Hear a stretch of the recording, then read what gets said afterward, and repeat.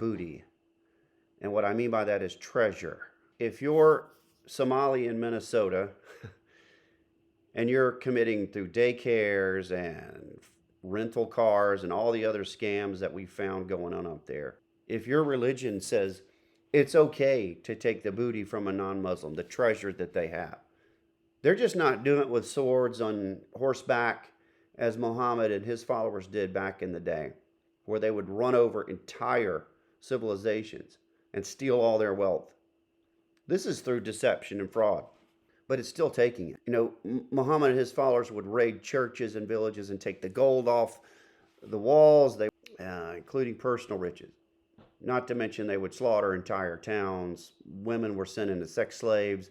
Men, if they weren't killed, would be slaves and brought back, died in the desert on the way over. Here's a screenshot of booty in Arabic, and here's an explanation of it. It's called Ghanima, right? And that's through the spoils of war, all right? Fay is the other Arabic word, which means it's not in times of war that you're getting booty. It's through some other means, non-forceful. So Ghanima basically means to take the booty or wealth from enemies during combat, as Allah prescribed. You're to give 1/5 of it to non-Muslims or through charity. Again, that's part of the 5 pillars.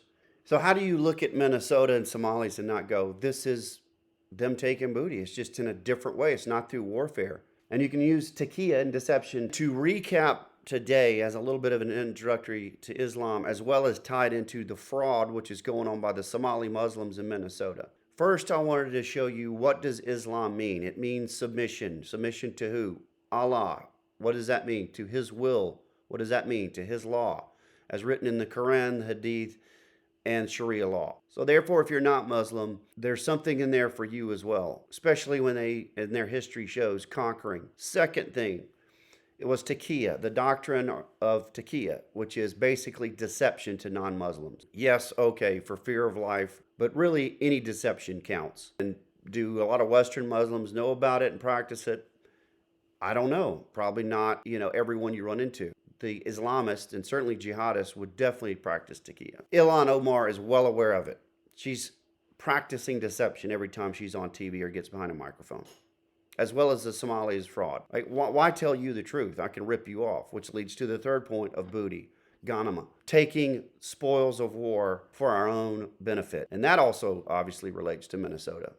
We have seen $9 billion